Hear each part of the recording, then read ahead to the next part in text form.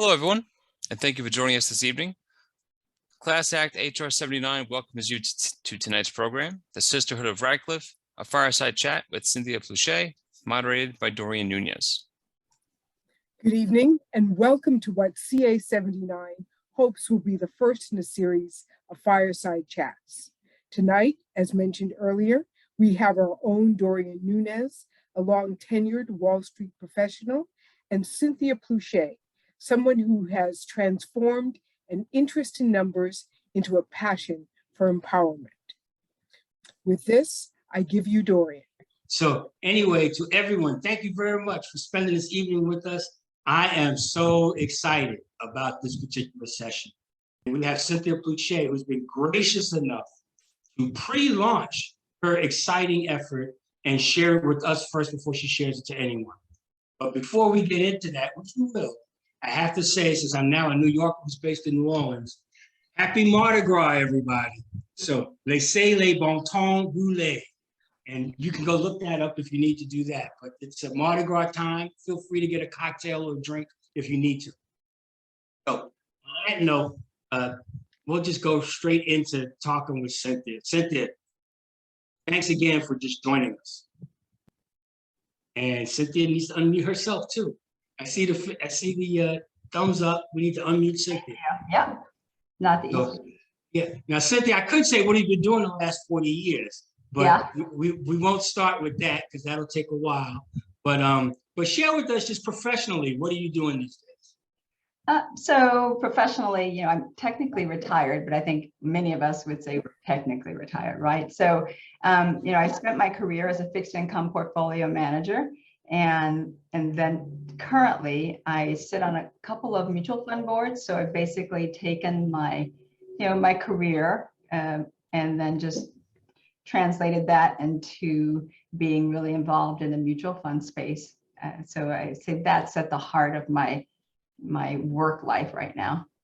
Hey, you're being kind of modest. Aren't you really sort of the head of a committee of the Independent Directors Association? Also, yeah, you're absolutely right. So there is an organization called the Independent Directors Council. And so what they do, it's basically a trade organization that represents mutual fund directors and helps keep them aware, educated, and involved in a variety of what's going on in the mutual fund industry. I personally sit on a couple of boards, and I think it's one's a more startup board that does it's involved in the private equity space, which is kind of novel, and that one's maybe under 100 million, right? But the large one that I do is about 230 billion, right? So my perspective on the financial services industry is very deep in a very narrow kind of space, I'd say.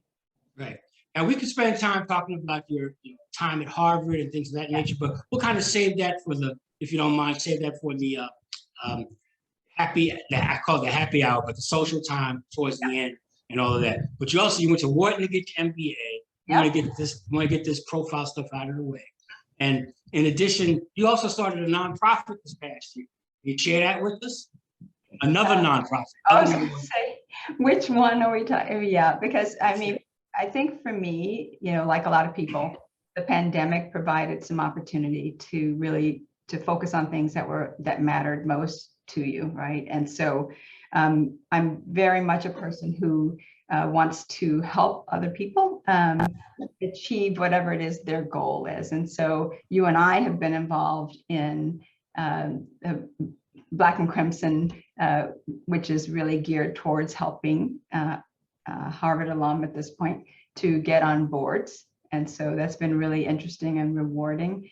And then at a very different perspective, it's more of a hybrid than a not-for-profit, but I've been involved in launching a social enterprise called Village, which Village is basically an organization, has a for-profit piece that helps get education to a wide, typically what they would say underrepresented communities, but basically getting after-school programs to a wide variety of families who might not have otherwise participated in it. And it's kind of interesting because it brings a little bit of a tech bent to it. So I'm all about forever learning and, trying to just stay current. And this kind of comes up later because I'm very drawn to things that involve intergenerational activity. So, my life is filled with learning also from the 25-year-olds in the world. So Great. And you're based in Chicago, right? I am. I'm in a suburb. Yeah. I have to ask you, children, grandchildren? Yeah, I have no grandchildren. I have 3 daughters. And I think, as we talk about the Sisterhood of Radcliffe or whatever sisterhood, a lot of what I do and what I'm driven about is making the world better, and particularly for young women. And I think as a mother of 3 young women, it matters even more to me, right? So. Well, Cynthia, I want to really thank you for sharing this evening with us, and I'll say this many times, because I saw this project about a year ago. Yeah. And I saw the pieces of it and thought what a fantastic thing to just share with everyone here. And we'll turn to that in just a second. But it's exciting. It's inspiring. Yeah, you'll say it's exciting. I'm saying I'm feeling a little vulnerable now, but I'm really am excited about what we're doing. Yeah. Well, Cynthia, you're here among classmates. You're here among friends. Yep. I even see some of the other members of the sisterhood have come here as well. So this is what you call a hug. This is a digital hug, and we're all here with you and do that. So please, the floor is yours. Tell us about the Sisterhood of Radcliffe and the Alzenia. Okay, so, and I do have a presentation that I would love to share with the group tonight, because I think it captures in pictures and in, that being worth 1,000 words and some of the experience. But, the Sisterhood of Radcliffe came out of me in 2018, I'll say. I just started to, have this moment and thinking about what it's like to be the value of belonging and what that has meant in my life, and how that belonging helps you make it through things where you might be the only of this, or or the first of something, right? And so just coming with that background, I thought coming into the 2019, our reunion year, it seemed to me that I knew of a group of women who would maybe be feeling the same way as I did, in terms of just remembering and feeling still really good about what our relationship through college. And so I, in my really highly scientific way, borrowed the, we call it Facebook Pig Book from one of our classmates who's on here, and just went through and just said, okay, let me find, Black women who were my classmates and see if I could invite them to lunch and see who might show up. And, just for everyone's kind of reminder, for our class, it's essentially about 45 women, Black women in our class. That's rough, but that's kind of what the matriculation was. And so, I proceeded to reach out and wonderfully, connected really nicely with 20 some odd of women. And ultimately we had 15 who were able to make it to lunch on that reunion weekend. And so that started, what I would have, just that kind of kicked everything off. And so I think what I'd like to do is to, kind of just go right into the, my slide presentation.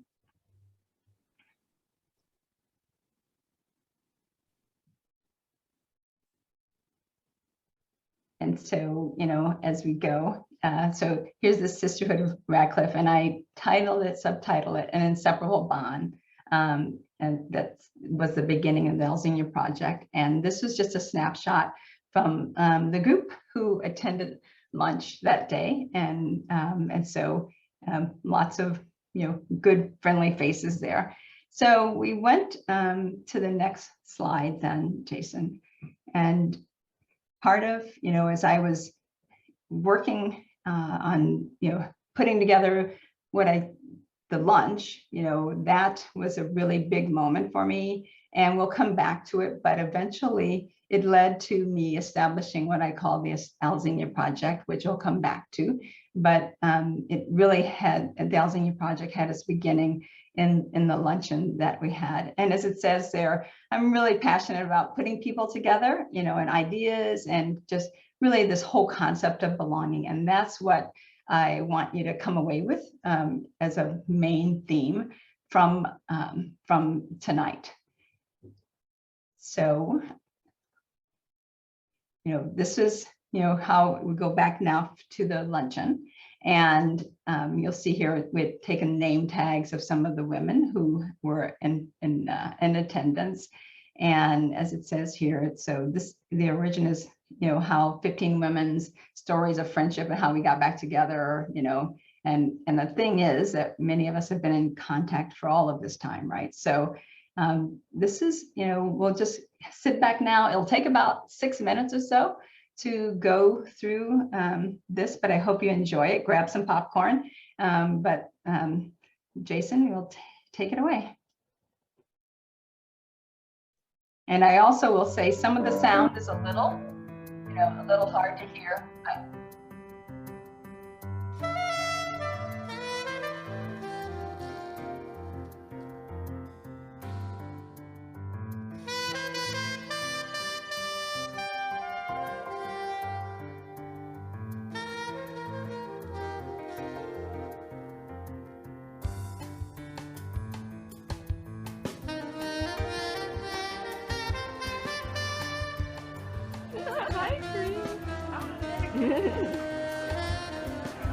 Perfect. There were only 40 some odd people in our class of 1,600 Black women, and my resistance moment kind of thing was just I want to bring them together just to be together. I don't have an objective more than that, but I hope that something comes up. That's it.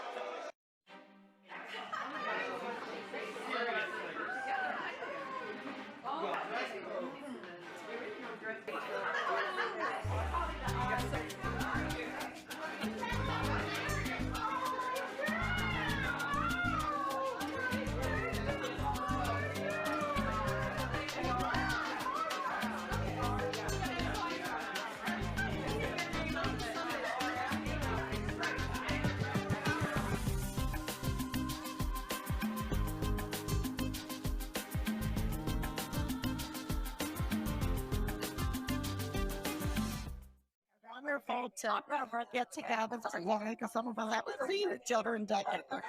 We're grateful that we were here and we felt a responsibility to be very glad to be here among all my friends for so many years. I mean, I had great friends and things, but not this tremendous sense of lots of people who are like me, trying to do good things with their lives. We used to say we went to a small black college on the campus of a major white university. I just remember all of us just having so much hope and looking forward to positivity and all the great things that would happen. I felt like we had so many opportunities, so many new opportunities, and we were just like, all right, to take advantage of them. But I had died and gone on to heaven. Okay, and I just soaked it up. I soaked it up. Hey, that was the best part of the experience for me was, as Jenna said, feeling part of this Black community. And for the first time, being part of a larger group of African Americans who, we had a lot of common with. So I remember, when I got into Harvard, I never said I got into Harvard. I said I got into Radcliffe. And nobody knew when I knew what Radcliffe was. It would be on the act of the dinner, going to Harvard. Yeah, it's wrong, but you're so that. You said, no, we're going to Harvard. That's not conversation. Exactly. Remember, Anita Jones and I took the subway one time to the Green Line, and there were a group of white people in South Boston who kept taunting us and calling us the N-word. And I remember thinking, I get told the N-word more in Boston than I did in Mississippi in 1963. Under a circumstance where there were people around who didn't think that we were that you only got here because you were Black, so you had to be very brave or whatever. Like, how did you get in here? I felt a bit like I needed to prove, but yeah, I can do this too, and I belong here. But then you leave those walls, and then that's a whole another hurdle. You know, you are straight up. First of all, you got people that are jealous of you in all races. I should have had that. You got that. So I'm going to make it rough on you because one track is law. One track is the best bank. And the jealousy. So, you know, it is not been always terrible. That's why a day like today is so important. Today, I hope I sparked something in you. Just whatever it is, but it's just, I believe in all of you. I adore all of you because you've done some wonderful things as human beings. And so that's what today is about. So as much as you want to share or not, you know, be in a picture or not, we're just here to be together. I love you and enjoy.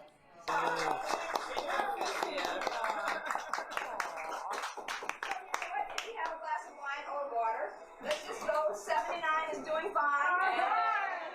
It was the best experience of my life, and mainly because of the lot of women and friends that I made there. They're starting to like freshman year on. We're supportive of each other. We learn from each other, and I think I can always count on my ladies, my girls, to back me up and help me if I'm in a bind.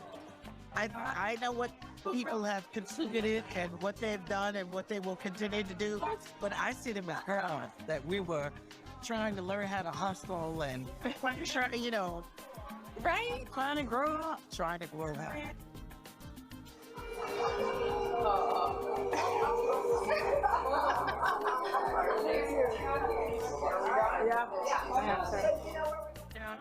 3, 2, 1.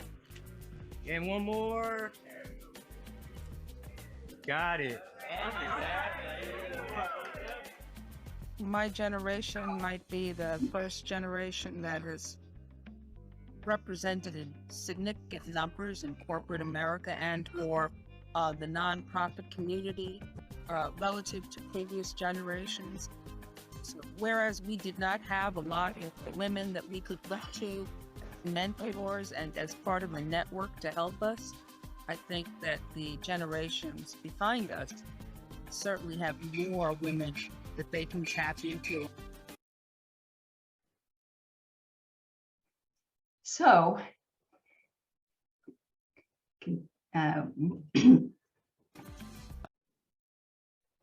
so pausing here for a minute, you know, I share that not to, you know, focus in any way on my classmates, but in a positive way. I think what you heard, I hope, is particularly one person said, you know, they felt hope and positivity and just, you know, really an enjoyment when they were coming into college.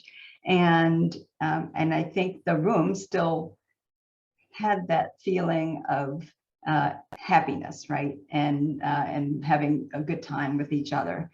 So that video is not part of the part of what goes into the podcast, but I share it with you because I wanted you to just experience what I've been experiencing and what drove me to go to this next part, which was Cynthia, if you don't mind, let me interject here for a second. Cynthia showed me that video months ago before the podcast and this next part really came into being. And it was so touching and so inspiring. But there are a couple of things that were said. Some of you may not know all of the women that were in that particular clip. You had someone who's a major doctor, physician out on the West Coast, who's done a lot to do with COVID. We had the president of Wellesley College is one of the women that's in there. The former general counsel for Fannie Mae is in that mix. And Deborah Wright on the board of Citicorp and Voya Insurance. So the level of achievement and accomplishment. And when Kathy Miles says that she was learning how to hustle, that's a dance from the 70s. I just need to clarify that. And to say that that's what she and the others there were all trying to learn. And that's the beauty of bringing people together in this way, because we all have personal relationships, and personal knowledge. Like I remember teaching some of the people how to hustle, and doing that there. So that's a really moving video. It's longer than what we saw, but it was, as Cynthia has said, it's the inspiration for what she's about to tell us about now. Yeah, and I'll just say, you know, I'm also just happy to know, even though I can't see them right now, but I know that there are other classmates who are on here, and which is wonderful. Lene and Judy, you know, and so it's really refreshing, and I'm glad to be able to share this with you. So after, you know, so the luncheon happened 2019, and we all know what came up in 2020, and in 2021, Byron here, my childhood friend, so we put some levity in with our pictures from a long time ago, but Byron reached out to me because he had been one of the people with Danielle who created this video for lunchtime, right? Which is really supposed to be just kind of a goodie bag thank you to my classmates. But Byron reached out and said, you know, I think it's time to maybe you could do something more, because you said on there that you really wanted to do something more, which is true. And so I just have to give a big thank you to the 7 other women who gave their time and a willingness to be interviewed for multiple, you know, hour and a half or so, right, to share their thoughts and you know, give their time. So this, as it says here, we created a podcast that really is showcasing these extraordinary women who I believe in so much, right? And so we'll go, and I'm gonna, you know, warn a few people in the audience that, well, you know, you might see yourself, but let's go. So what you'll see now are just, you know, some snippets that capture bits and pieces about 3 women.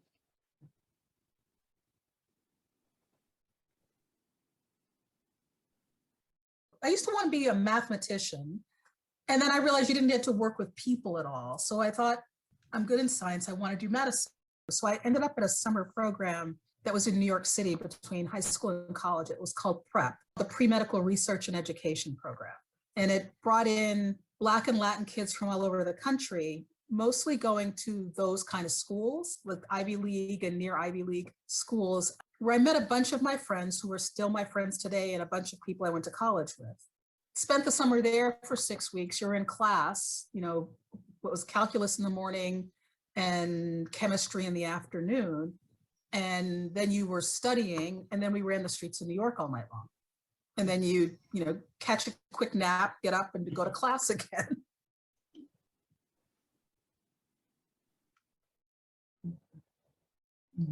So that was Gina, and now we go to Elaine. Yeah. One of the things that I've learned during my career is that sometimes you need to take the diamond in the rough and turn it into, you know, the sparkling asset. And I think particularly for women and for African-American women, we may not have exactly the same opportunities all the time that others have, but you can create your own destiny by what you do. And I think that was true when I went to work for LA Care, and I think it was true when I took the job I have now, building this new hospital. Because when I took this job, most people thought that this was not going to work, that this would be a disaster, and that it would turn out exactly like the previous failed hospital, but it hasn't.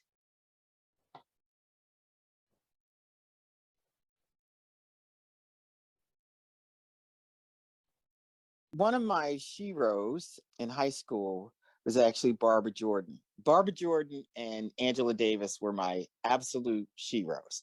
And Barbara Jordan, she was dark skinned, she was big, she had this deep voice, this bellowing voice. I mean, I was in the OEO program, which was, I think that's Office of Economic Opportunity.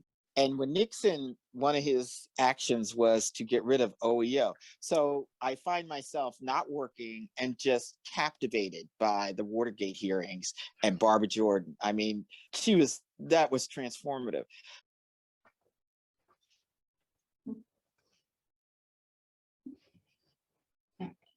So that was 3 glimpses, and obviously, you know, there's the picture from, but those voices are what part of what was in the podcast interviews that were done. So, you know, earlier in 2021, I had gotten a copy of an article that was sent to me, and it was from the Dallas Morning News, and it was written in 1968, and it was about my grandmother, Alzenia, Favors Hunter, so Alzenia, and that's how the name of the project came to be. Alzenia, my grandmother, Granny to me, she graduated in college in 1968, and that was, you know, 27 years after she had graduated from high school. But she, you know, was determined, and she stuck to it, and this was all while she was, you know, working in the daytime, and she worked for some 30 some odd years in the housekeeping department, right, of the telephone company in Dallas at the time. So, and I can remember going with her to her locker where her uniform was and all that sort of thing. But, you know, so she just has character, she has resilience. Education meant a lot to her. And I will say it's kind of, you know, it didn't go over my head that she graduated from college really only 11 years, you know, before I did, right? So that just gives a sense.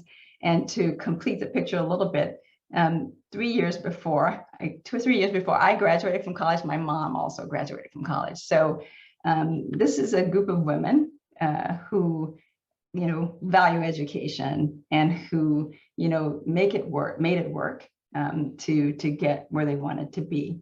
So again, I think Alzenia, it's called the Alzenia Project.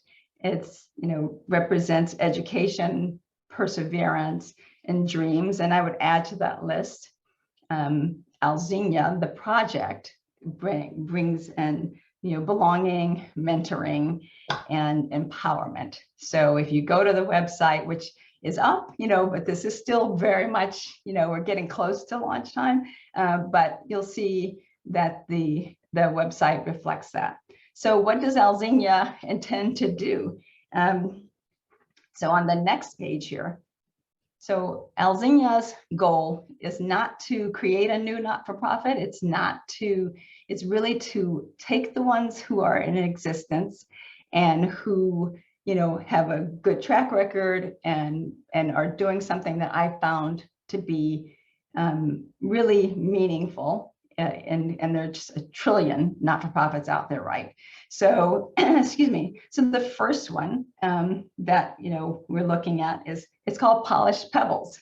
And Polished Pebbles is, you know, for young women, girls 7 to 17. But what it's doing besides mentoring, it's introducing them to the trades, you know, to those businesses or careers where typically a male, but very much getting them out there. They have a great program. It's called the Pink Hard Hats. And so you see pictures of these young women, you know, with their little pink hard hats on, going around, being mentored, being exposed to those kinds of job opportunities.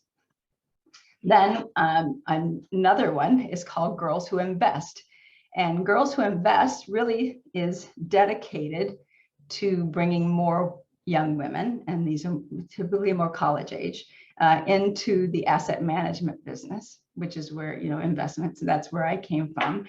And they have some programs that are specifically geared towards being an online program, right? So that for people who can't necessarily take the summer off, or, you know, or take time away from whatever their job or whatever, so you can get this online 3-module event that at the end of it, the goal is it gets you an internship with a leading financial institution, because Girls Who Invest has about 120 partnerships.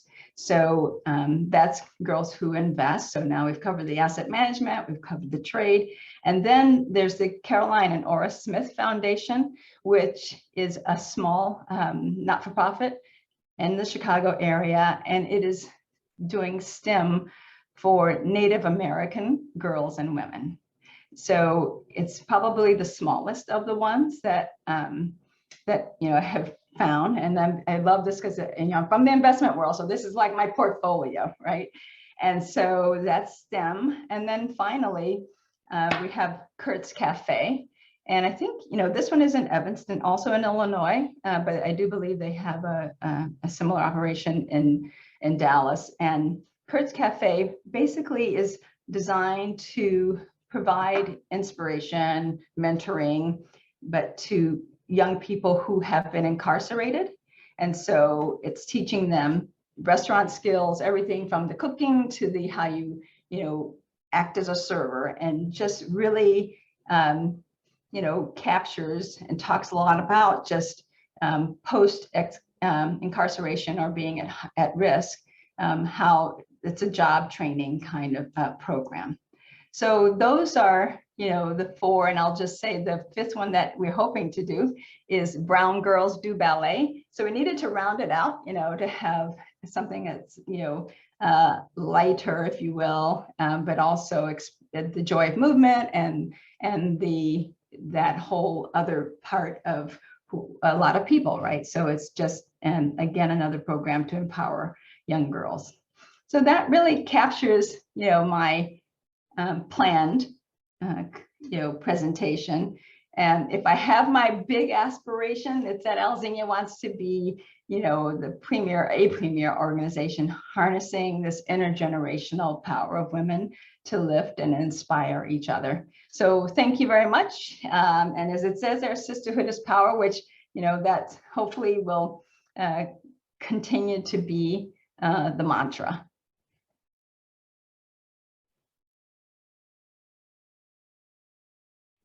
It helps if I unmute, doesn't it? So, yes, so Cynthia, that's fantastic, and thanks a lot. And if you have questions, put them in the chat room and send them in. And we do have a few. One of them is, who did your video production work and your overhead? That's impressive multimedia material. Yeah, no, well, this is what happens when you partner with somebody in their late 20s, early 30s, right? And so Danielle did a lot of this deck, but also just in terms of she's helping me with some other things as we get along the social media path. And my friend Byron obviously produced the video, and he's the one who is through his Urban Aggregate who's doing the podcast. Okay, and when is the podcast going to be launched or announced? Yeah, so our intent is that it will come out in a series, right, of weekly releases, if you will, and but they'll be finished this quarter, and then we really will have each episode will release weekly over a 5-week period. And my goal is to have because it's a 5-episode series. And so my goal is to have a kind of a fun launch event, not launch, but event at the end to kind of celebrate, having done the project. I feel, and my friends know this, I come to this with, I'm taking it as a journey, which I think all of us, hopefully, can just, identify with that. And so where it goes, have high hopes, but I feel really good about what my commitment and the spirit to which I come to this. Well, several of your the women that you feature as part of the sisterhood are here with us, and we promised not to ask any of them to be on camera. So that was the promise that we made to them. But I'm amazed, and thank you all of you for joining us here. And we're going to open it up for a live interaction with everybody in just a moment. But now you've been approached by Radcliffe Institute for this project as well, haven't you? Or am I not supposed to tell people that? No, they're on my list, but I wouldn't say it that way, right? Okay, how would you say it? It's on my list. On the list. So if anybody is out there who's affiliated with the Radcliffe Institute, now we know that it's on Cynthia's list. This is Dorien Nunez doing another shameless promotion, but trying to. I think, I really I think it's just important to say that the way it's structured is the reason I'm doing this is to get funds into those not-for-profits, right? And so Alzenia is not doing this for any kind of financial gain. It really is to, what can I do as one person to try to really support and inspire these organizations to do what inspires them, right? So that's so we have goals for 2022, and so part of it's been a great experience meeting and talking to each of these not-for-profits. Yeah. Now, where are the groups that you're working with? Because they are all around the country. Somebody wants to know if you have any groups that are in Boston. Not at the moment, and so I intentionally went with a wide variety of industries or career paths, right? And then I also 3 are in the Midwest area, and then one's New York, and one so we've got New York, and then the ballet, the Brown Girls Do Ballet is out of Dallas. And so I'm intentionally trying to keep it broad because, as we bring awareness to these organizations, hopefully it helps create a really good web, of contacts, and just, helps expand the reach. And I think it's important to say these organizations, in my vision, they rotate every couple of years. So what I offer, what Alzenia is offering to them is a small amount on a quarterly basis of operating funds, right? Because sometimes for not-for-profits, that's the hardest money. People will give for scholarships, but so my goal is a 2-year commitment to help increase awareness and the fundraising for those organizations. Well, one of the things that we've talked about at ClassACT, Jules especially, is we know that so many of our classmates have started nonprofits or on the boards of nonprofits or are very much engaged in nonprofits. And we would love the opportunity to just put all of that together and show that ClassACT, Class 79 really cares. And so email us if you are on the board, a director, or a major supporter or sponsor of a nonprofit that's doing anything. Email that to us and let us organize this and pull it all together. And who knows, maybe Cynthia will put it into the Alzenia Project rotation as well at some point in the future. But even if not, we can all be supportive of each other and work with each other. All of you know that you have your own sisterhood that you're part of. And to Cynthia and the group, they just came together and captured it and are now promoting it. Fantastic. Yeah, because I have to say, sisterhoods come in all just across the spectrum, right? From lots of different reasons that women join together, girls join together. And so that's what, we want to celebrate, is just the power and the empowerment that comes from, women and girls working and helping and lifting each other. Thank you for having me. And I hope I did my close classmates proud. So that was just so inspiring. Everyone is giving accolades. Everyone we've talked to about this gives the project, the media product, just a round of applause for everything you've done. All the women on this are part of a sisterhood. It's just a different one, right? But men can be in a sisterhood too. Come on. We're inclusive.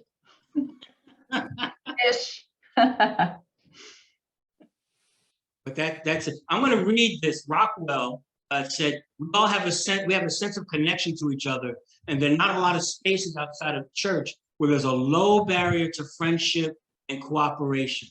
And I think that's very true, whether it's forged in fire or however it was, or that time in our lives, or it's where we are right now in our lives. It's just easy. It's just easy for us to bond with new relationships. We should also, because you shamelessly market, I'm going to do one also. They should send me their submissions for class notes. Yes, here's the easy thing. Just send it and say, I attended ClassACT 79. It was the Sisterhood of Radcliffe, and it was fantastic. There it is.